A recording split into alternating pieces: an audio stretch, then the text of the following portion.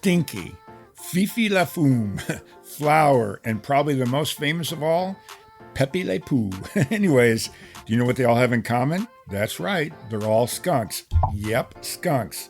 In today's episode, Deborah Cipriani of SKUNKHAVEN, she joins me, and we talk everything skunks. Now here's this. Did you know that you can actually have a skunk as a pet? It's true. It's actually legal in 17 states to have them as pets. Now I know what you're thinking because I did too. Wouldn't they spray you and your house be really skunky stinky? Anyways, well, skunks have 2 scent sacs that are removed so that you can no longer spray you. Now here's a little background. Deborah has over 40 years of caring for skunks. It's her passion. Now, SKUNKHAVEN is one of the very few, and I mean very few, legally licensed rescues in the world. Now, here's a few tidbits. Skunks in the wild can spray that wonderful odor around 10 feet. Yep, 10 feet. You can detect it for about 3.5 miles. Yep, you can smell it for about 3.5 miles. Now, Deborah and SKUNKHAVEN are doing way more than just rescuing skunks. They've also paid for several case studies to help science and us to know them better. Now, what's a skunk like? How do you take care of a skunk? Well, Deb goes into all this. Her love for these little stinkers, had to go there, you guys know me, is limitless. Now, I'm sure some of you are thinking, who would ever have a skunk as a pet? Did you know that they can actually be trained to go in the litter box? So, for you guys that are wondering if you want one for a pet, or just curious about these striped, old world stink badgers, this is an episode just for you. And I'm sure these little guys will end up smelling like a rose once you learn all about them. For real, for real, for real, for real, for real, for real, for real, for real, for real, for real, for real, for real, for real. Got a bunch of furry friends and I love them all the same. I'm an animal lover, veterinarian is the name. Let's share some pet stories from heartwarming to strange, losses and gains, from wacky to insane. For real. You're now tuned in to For Real with your host, Mark Kyle.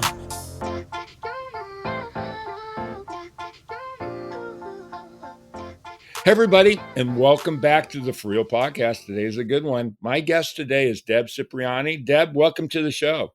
Thank you for having me. Skunky tails up. I'm so excited to get you on, and this is going to be a good one. It really is, and it's going to be fun. And I know for you guys that have looked at the episode, you know we're going to talk skunks, but I want to get into it, Deb. So what I want to do, I was thinking about this. I'm going to go back in time before SKUNKHAVEN happened and how you end up getting involved. And let's talk a little bit about you. I know you're in Ohio now, but you didn't start in Ohio. So let's go way back, work there, and let's get to where we are today. Okay, back in the 80s, I went camping in Colorado, and I was in the tent, and I heard pitter-patter. I'm like, okay, that's a bunch of rats out there or something. So I jumped out of the tent, and I looked, and it was a whole bunch of wild skunks. So I sat on the picnic table and talked to them. And my friends came back and thought I was nuts. You're a skunk whisperer. Fast forward, I moved from Connecticut to Ohio because my job moved out here. I seen skunks in a pet store, and I thought that was pretty cool. And then my mom died in the year 2000. I bought my first skunk to fill the void, and she got deathfully sick, and there wasn't much known about skunk care. So between me and my veterinarian, Dr. Krupta, I decided to do rescues, and we started drawing blood, and we established blood normals for skunks. Come to find out, the reason my first skunk got sick is because of low calcium, which nobody knew why. So we established blood normals. My vet got it written up in vet magazines. We've also changed. Vets thought the skunk's temperature was 102. And I had taken my skunk's temperature one time, and I was like, oh my gosh, it's 95. And I paid a study from my vet to do on skunk's temperature. Come to find out, they're 96, 97, not 100. So they're like us, but I got a quick question for you. So you got yours in a pet store. Can they, are there places? I know that skunks are only allowed in certain states, not all the states, but can you still get skunk? I've never seen a skunk in a pet store before. Do they still do that? Yes, in certain states, there's pet stores in Florida, pet stores in Ohio. There's a pet store in New Jersey. There's a lot of breeders throughout the United States. There's one, the largest breeder in the United States. They've been doing it since 1942. 42. Wow. Yeah, his parents was breeding skunks, and in the 60s, an albino came out. And from that one albino skunk, all the colors evolved from that one skunk to where we have today all these different colors, champagnes, grays, browns, all different shades, beautiful apricot color skunks. Well, wait a minute now. So, just so I understand correctly, so there's one albino skunk comes out, and what did it mate with other skunks, and then they just started coming up with all these different colors? Is that what you're saying? Yes. Wow. And that was, like I said, the largest breeder in the United States. And his parents owned the farm. So, Oh, so that makes sense. So they're breeders, and they started selling different ones to different people, and so that just became different looks. Yeah, wow. different colors. Yep. Everything evolved from one color. I had talked to a professor in 2016 about this, and he told me for breeding skunks for over 83 years is about 24 generations, classifying them as domestic, which is very interesting. Right, because a lot of states don't let you have them because they're wild animals, and they don't want you to have them as pets. So that's interesting. Yes, but they are domestic because they've been breeding for, the colors. Yeah. So, do you the fact that you're saying that, what's the process now? And this is typical of me. We end up going all these different directions. I've got a bunch of other things I want to ask you, but so the process is if in fact scientifically it's proven that they're really a domestic animal at this point because of the multiple generations, what's the process now? Do you know? Do you have to go to the government and get or go to through wildlife and game, or what? Do you know what's next to be able to do that? I really do not know. Yeah, well, for you guys listening, somebody figure it out so we know. Yep, we need some guidance here. Yeah, absolutely. But let's talk. Okay, so now I want to pause for a second. I want to get into skunks specifically. Tell us a little bit about them. When I started doing, digging in just so I would know a little bit what to talk about, I didn't realize they're mainly in just the Americas, North, South, and Central America. I know I did read that they were in I don't know if their skunks are part of the skunk family, but in Indonesia and Philippines. So I didn't know they're just here. I didn't realize they didn't have them in Europe. The reason they are overseas now is because breeders sold to them, I gotcha. and now they're breeding skunks overseas. So, no, they are an American skunk, American animal. Right, which is kind of cool.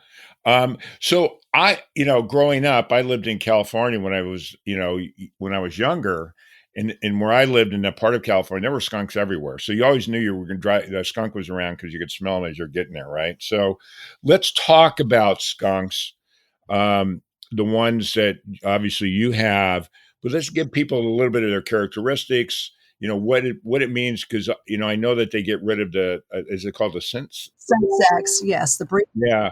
So let's go into all of that so people understand, who these guys are and what it's like to have one and all anything you can think of that's all skunk.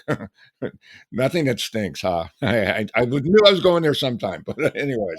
These are all captive born skunks bred by legally licensed breeders. Okay.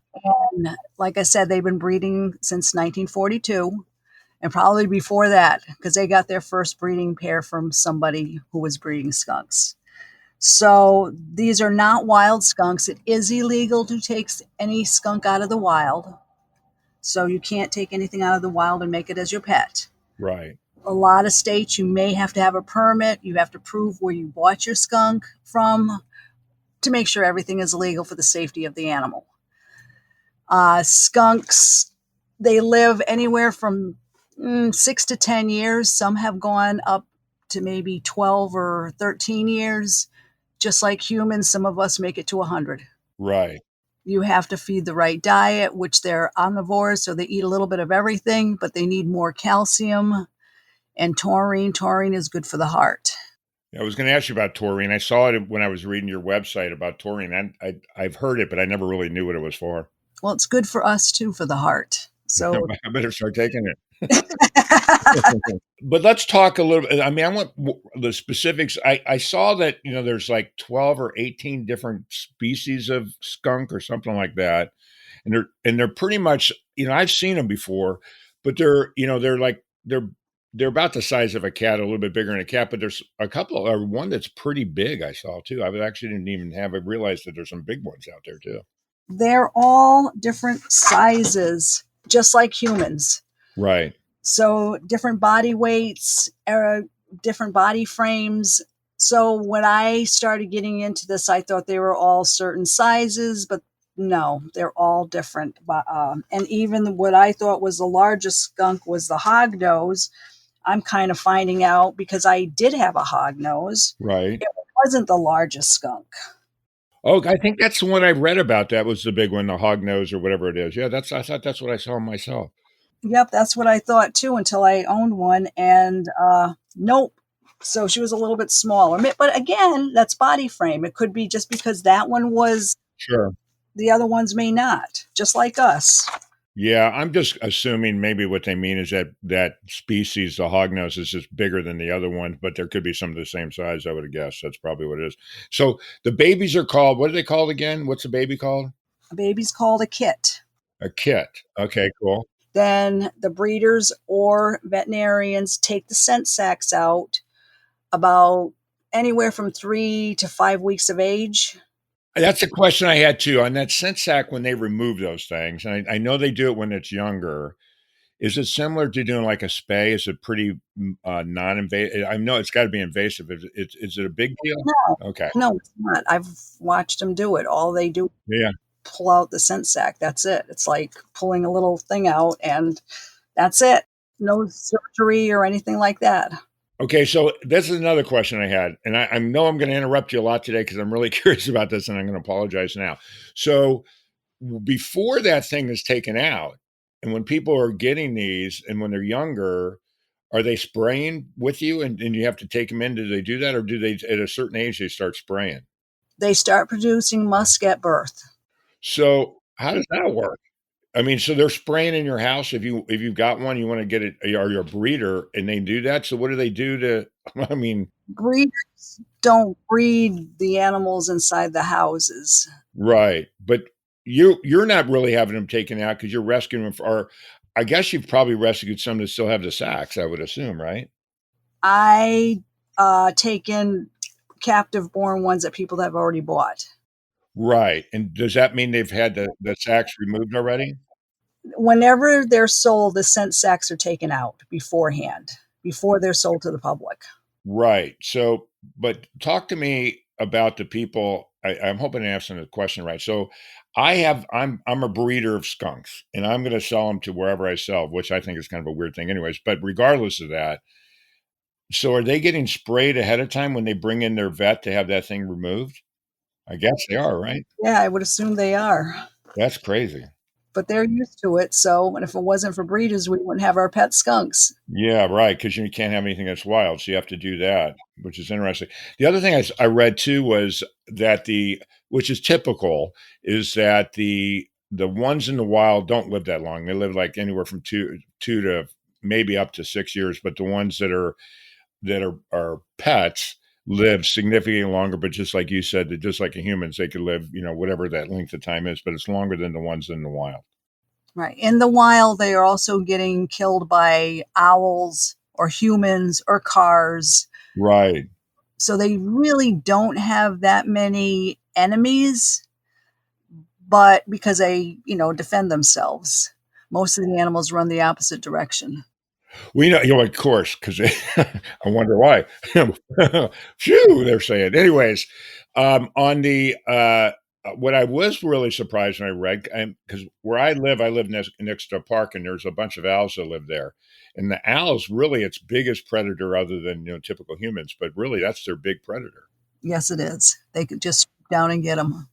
Well, the other thing too, and let's talk about that when you go to your site. By the way, there's so much information on that site for anybody that really wants to dig into, because we're going to just cover some of this stuff. Really go to the site, and we'll give you all that information here later. But is that they're really smart, but what's crazy about it is that they're pretty unaware of their environment a little bit, I guess, based on it, because they don't really see the owls swoop down and get them. They use the spray as a protection, but obviously they can't see a bird when it swoops down to get them. Right. They can't see very well anyways. Their eyesight is not that good, but their hearing is exceptional, and their smell when they smell the air or food or whatever, that's pretty good too. But no, their eyesight is not that good. So, yeah, I think it was in your site that they talked about that, like if they're more urban, that they'll sometimes get into trash cans, but they're not the ones that knock it over. Usually it's some other animal that does, and then they go and they forage that way. But when you talk about how smart they are, like if you have them at your house, they can figure out how to open up, like babies, they can open up whatever. But it sounds to me they can climb there. So I'm confused. They can climb, but they don't climb a lot, I guess. Right. That is true. They don't climb a lot.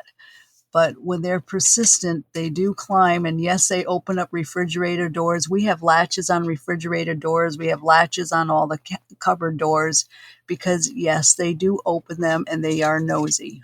Well, it sounds like they're extremely smart. They can figure out what they want. And also, they sound very, very food motivated. Yeah, they like their food.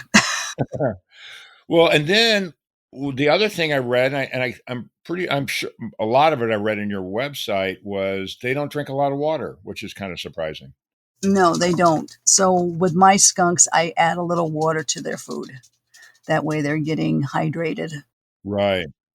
Now, one thing you talked about, and there's so much information there, but it comes up lots of times about them having seizures. Is that a common thing on skunks that they have lots of seizures? When you're getting a baby, don't forget when babies are normally with their mothers, when you take them away, we tell people give small feedings throughout the day because it's like a diabetic might need some food. So yes, they do seizure, and we suggest to put syrup or something in the corner of their mouth. Hurry up and get something, just like a diabetic. Yeah. Get something in their mouth, and it usually helps them. And then hurry up and feed. Okay. For real, for real, for real, for real, for real, for real, for real, for real, for real, for real. And we'll be right back.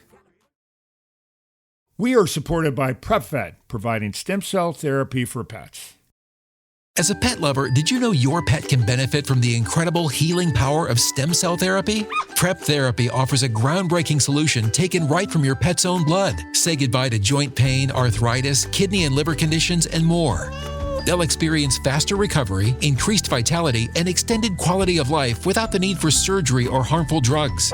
Put the wag back in their tail and discover Prep Therapy today at PrepVet.com. Save 10% with promo code FurRealPodcast, covered by most pet insurance. So let's talk about them as pets. So I'm in a state that I don't even know. Are they legal in Texas? Do you know, as a pet? I don't have any idea. No, they're not. Okay, so that's why I don't see any anymore. Anyways, so if they're legal in whatever state you're in, let's go with Ohio where you are. If I get a skunk, the way I read it, it's better to have two than one. But let's just say I have one. Tell me about them as a pet, what they're like, what's their personalities, and what you're doing to take care of them. Okay, they're all different personalities. Some are nice, some are not. Some go in litter boxes, some don't. Some may like one human and not the other human. Some are skittish, some are not. So they're basically all different personalities. Some are sweet and some may sleep in your bed with you, and then some may not. So when you're getting a skunk for a pet, even though they're young, and this is what I tell everybody, that one skunk could grow up to be the most nicest person, to be the president, or it could grow up to be a villain and be, go to jail or something. Well, it's the same as kids. I mean, that makes sense. They are what they are. Right. But in general, it sounds to me though that they're pretty cuddly and they like to play. In general. I do a skunk rescue, so some do and some don't. Right. Don't expect to get a skunk, same with any animal, to what you want it to be. You have to change your life for the animal. So they're the boss. Yes, they are the boss. A lot of people don't accept that. Okay, well, first off, it's for everybody listening, and I want to stay on track, but I want to tell this to everybody. So you live with how many skunks? Well, you live with a whole bunch now, right? Yes, I got people's pet skunks. Yeah, you've got that. So you've got all kinds of personalities at your house. Yes, we're used to it. We are a no-kill facility, pet skunk rescue, and we accept the way they are and let them live out their days, waiting on them hand and foot. Yeah, well, we're going to get into your schedule here later, but let's go with the history because originally when you got started, this is when you got your first skunk with when your mom passed away. You were doing a bunch of other stuff too, and you had to make a decision on rescuing domesticized skunks versus wild. Let's talk a little bit about Skunk Haven, its history, and how it got to where today. Okay, what we did was I started doing the pet skunks, and like I said, my vet started drawing the blood, and where we are today with setting standards for the veterinarians on blood work and stuff like that. And in 10 of those years, I also did wild rehab in the state of Ohio. So I had wild skunks outside dealing with that, and then they get released to the wild, and then dealing with pet domestic skunks inside. And then the laws changed in Ohio, so I made the decision of staying with the domestic skunks instead of lowering my permit to do both. I wasn't about to lower my permit because the permits I have allow me to do a lot more than what I was, what the laws changed. Right. And you're the most permitted skunk sanctuary or haven, using your term, than any other place in here in the U.S. and maybe in the world, I bet. Well, we have our federal permits, our state permits. I have a Florida permit. So I have quite a few different permits that allow me to do what I do.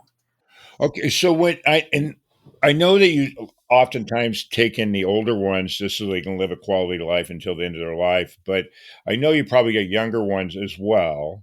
So how are you finding homes for? I know you say your website says you'll keep them until you can find something for them. How do you find homes for them? What are you doing? How does it work?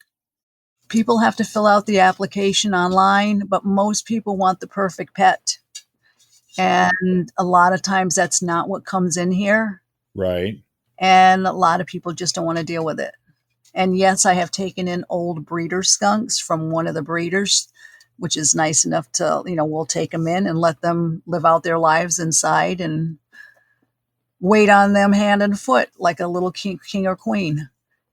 But then if we're going to adopt them out, I normally adopt out now to people who have experience with skunks Okay. and not new people anymore. So you don't get a lot of people. I mean, I'm just really curious. I've seen them a gazillion times myself where I lived, but you don't have a lot of people. Or is it becoming a thing where people want to have skunks, or is that just a standard? It's just the way it's always been. That's the way it's always been. People want the perfect pet. And then tell them, this, and this. Well, I want one that goes in a litter box. I don't want one that doesn't go in a litter box. And, there's no guarantees. Well, that's the other thing. So one of the things, let's talk again. Let's get back on track when we're talking about having one. So you made the decision, regardless of the personality, you're now going to be a skunk owner, and you have them. And that was the thing I was reading. You actually potty train them similar to cats, I guess. We put puppy pads down in litter boxes. That's what we try to train them. And can they be? I mean, I didn't see this in there. Do people train them to actually like sit and do all that other kind of stuff? Or are they more like a cat where they just yeah, okay, I'm going to do that, or I'm not going to do it, or that again goes back to the personality? I think some people have trained their skunks to do different little tricks, especially with the food. Yeah. I have not, no. But you do discipline them because I read about that. So let's talk about how you discipline Back in the day, them. if your skunk is doing something not that you don't want, you usually put them in a inside, not outside, in a barrel Right. that is closed, and they don't like that. So, in a dark barrel or something like that for just as a timeout. Yeah. Sometimes it works and sometimes it doesn't. So I haven't done that in a long time because, like I said, we just accept them the way they are now. So basically, you live with the skunks; they don't live with you. Yep.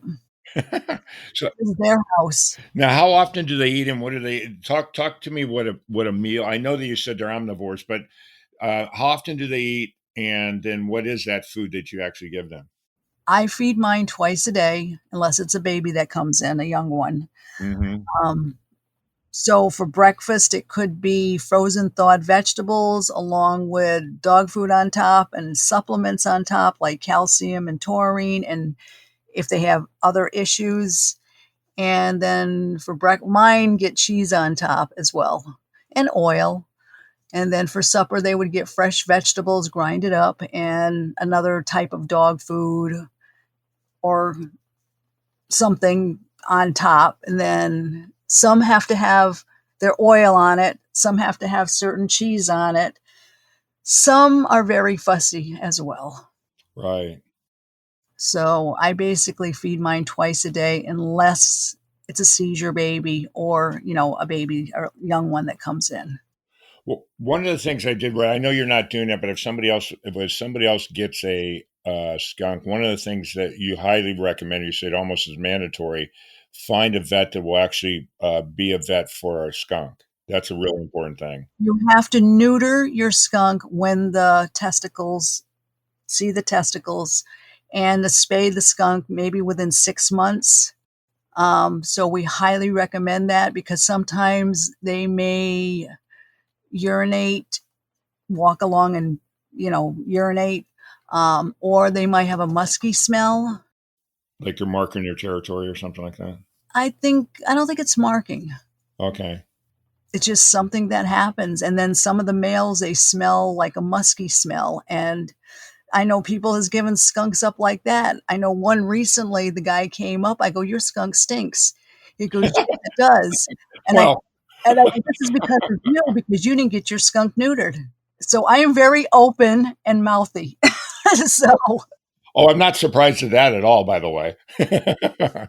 So, okay, let's talk about a couple other things that you do. You do the Skunk Fest. I want to hear about the Skunk Fest. I think that's really, really smart to do. And tell me what that is. I know you've got one coming up in September this year. yep. And how long have you been doing it, and what all are you doing? I know you get kings and queens, but let's get into the detail on that. Okay, that Skunk Fest is our main fundraiser. Okay. It's a gathering for skunk lovers and skunk owners from everywhere to share some fun and talk about skunks. And what it is competition, like a cat or dog show, except we have the judges come in and they judge just like overall confirmation. And it's king and queen and prince and princess. And depending on the score, the higher the score, whoever's going to get the king and queen. And we have that the second Saturday in September. It's our main fundraiser. This year it's September 13th, and it goes from 10 a.m. to 4 p.m. And it's in North Ridgeville, Ohio. And we also have Dress Up Your Skunk costume, Most Talented, Skunk Run, and Best Detective. So we have a fenced off area to have a skunk run from point A to point B, which unless you have food in front of it, then it runs. Right. And we get skunks from all over the United States that come in for competition for their pet skunk. And we have a lot of vendors too that come in. And I'm sure the more vendors you have, the more money you raise too. So when you do the prince and princess, it's based on age, and the king and queen are the older ones. Is that it? Prince and princess is from under a year, and then king and queen is over a year. And it's again Walk me through to when you have to, I'm assuming personality, the way they look, the pretty ones and all that kind of stuff? They look at the fur, they look if the tail is nice and puffy, they look at the body weight, they look, like I said, overall conformation. The white should be white and not yellowish. They look at the eyes, the nose, the ears, and puff off their tail, because there's a best tail competition too. Who has the most prettiest tail? Yeah, because they have beautiful tails. One of the things I was reading, I'm going to go, I know I'm all over the place. I was reading that when they spray, they can spray, when they spray, these are the wild ones now, but when they spray the scent out, they're accurate up to 10 feet. Is that right? I heard it was longer than 10 feet. I thought Oh, wow. more than 15. And one thing I was actually surprised to hear, they can do that like 5 or 6 times, but after that, they can't do it for another couple weeks or something like that. They have to regenerate the musk. Right. They have 2 scent sacs on each side, and they feel like eggs. That's how big they are Wow. when they're adults. Okay, now the other thing I read and is that I'm assuming, and I may be wrong because I was reading it on the internet and I can't remember it was on your site, is the tomato sauce or paste or whatever really doesn't work. It's an old wives' tale. Is that true? I have never used that. So, I don't know if anybody ever has used that. When you're watching the movies, that's what they always talk about, right? I know. What I read was I'm sure you know what it is. It's like peroxide, baking soda, and something else. Dishwashing detergent. Yeah, which is way better. Yeah, you mix that together and lather it on. But we also recommend a product that's called Skunked. That works very well on your animal to get the smell off. And a product called Nixall, Nixall.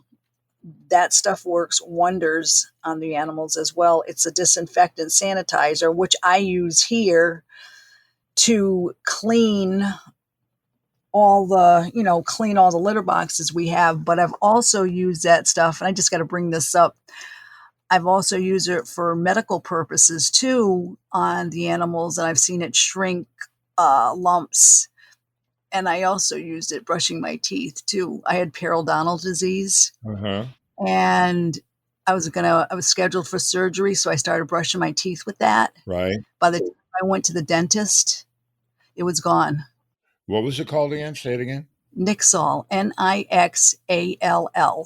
And for anybody that's listening, where would they normally find that stuff? Just online? It would be online. I buy it from the company itself. Oh, wow. So you brush your teeth still with them or just when you had your problem? Nope, I still do. Oh, wow. Huh. I'm curious. I had somebody in an episode called, and so a microbiologist that does a thing that's called TEEF, TEEF, for, it's really it's for humans now too, because it's a microbiome. There's so many germs in your mouth that you can get rid of a lot of things just by cleaning up your mouth. Yep. The other thing I read too, and I think it's again, a lot of the stuff I got from it was your site, is that they have the same teeth problems that dogs do and cats too. So you have got to really be careful if you have them as a pet. You got to make sure you take care of them as that as well. Correct. Hey, so I know we're starting to wind down a little bit. I want to ask you one of the things I read, the story about, I think the name of the skunk was Stella, the girl that had actually adopted or got that thing, and then she had that accident. Can you tell a little bit of the story? I think it's on your site, or was on your site. I got a phone call one time that what happened is the daughter, it was in an illegal state. The daughter was coming home from college with her skunk, and she ran off the cliff. The car tumbled, and the daughter died. The skunk was actually in the carrier in the car. The state decided not to euthanize the skunk because the daughter died. So the mother had called me, and I told him, I said, well, I do know somebody in Wyoming that's legal that would take it. Well, the state of Wyoming would not allow the skunk in. So I hesitated, after we found that out, I hesitated and I said, well, you know what? I got all the permits. She can come here. The state of Colorado then shipped the skunk to me to where she stayed until she passed. She passed, I think it was last year. She was 8 years old. But we take in people's pets that, something happens to people and they just live out their lives. And Stella was very special. She did sleep with me. And the mother was very happy that she stayed here, and I would send her pictures all the time and everything. And to date now, there's a sign where the daughter went off the cliff, in memory of her daughter's name. I saw that. That's so heartwarming, at the end of the day. It's just really heartwarming and sad at the same time, Yeah. So what have we missed and we haven't covered that anybody that's either thinking about getting skunks or what they should know about skunks? What have we not covered that I forgot to ask you? Make sure you live in a legal state. Do not take a skunk in an illegal state. Make sure you have a vet willing to care for your skunk. Get them neutered and spayed at the same time. Make sure you feed the right diet. Always take my phone number down. We also hand out a brochure, a skunk care brochure, to a lot of breeders and pet stores that sell skunks. We give it to them free of charge, and so they can hand it out per skunk sale. And if people want to help us, we take donations. We're a nonprofit organization called SKUNKHAVEN, and we appreciate anything that anybody could help us with. And the website's skunkhaven.net, but for you guys that are listening, just go to the description of the episode, and it'll be all that information will be on there. Anything else? Because I want to make sure we get everything out there, Deb, so everybody knows that. What about picking a skunk if you want to get a skunk if they go to some other place other than, obviously yours more of a sanctuary. So yes, if they do decide and they're at someplace, what should they be looking for? And I thought, by the way, this hear me bouncing again. I saw that picture. So I don't know if it was on your thing or whatever. I saw a picture that they have 5 toes and their feet look like almost like human feet underneath on the bottom, and they're pink. It's kind of cute. Yes, you're right. Yes. That's kind of cool. So what should they look for if they want to, if obviously they grow up and they're going to be what they are, but is there any specific thing that you would warn them against if they see one? I mean, you've had all personalities. What would you say? People want the perfect pet. See which one comes up to you. See what color you want. They're all different colors. Like I said, champagne, grays, browns, silver, apricot, all different colors. They're beautiful skunks. Just see which one comes up to you. Handle them and see which one you're going to like. Okay. Anything else? I'm last thing, because I'm gonna make you tell that joke here in a second. I'm going to say one more thing. If everybody ever sees a Ford Ranger commercial, and it was filmed in 2024, and the guy's out there camping, and then he comes out of the camper and he's looking around. You see this skunk running around. I think I've seen it. That's my skunk. His name is Petro. Oh, that's cool. Yep. It's funny. I did an episode just recently with a woman who's an animal wrangler for movies and that. I have to ask her if she's ever had a skunk. I don't know if she had. That's funny. Oh, now I have to watch for it for sure. That's cute. Yep. That's fun. Yep. Matter of fact, you know what? I'll do some reels this week on this episode, and we'll have to find it. We'll have to put that in one of the reels so people can see it. That'd be cute. Yes, it would be cute because it is hilarious. And when you see the skunk, and we were there with that filming, they chose him, so I was excited. I'll bet you were. Okay, so for everybody that's listening, if you've listened before, we always tell a silly animal joke. And when I tell it, I know everybody cringes all the time. And I always try to talk the guests into doing that. But most importantly, as you can tell, they're not very good jokes generally. So if you want to tell a joke and you'd like to be on a podcast and beyond, you can email me at mkyle@forrealpodcast.com. Or if you got grandkids, nieces, nephews, whatever, believe me, I want you to come on and tell the jokes, because one is I try to make the guests to do it, or I have to do it. So if you can do that, that would be really cool. So Deb, you've got one. Let's hear where your joke is. And I don't know anybody, by the way. Why don't skunks make good secret agents? Why don't skunks make good secret agents? I don't know why. Because they always leave a trail. Perfect. You said that was bad. That's a good one compared to the ones I have. Anyways, first off, Deb, thank you so much for being on the show. I really, really appreciate it. I'm glad you had the time. By the way, we didn't even get into how many hours you spend. You real quickly while we're closing, you do what? You feed in the morning and feed in the evenings, but you spend because getting you on the show has been hard because you work. Not only do you work, but you do that too. It's crazy how many hours you spend on this thing. I get up at 4 a.m. and feed every skunk and clean every litter box. And then I start my work from 10 to 6, my normal job.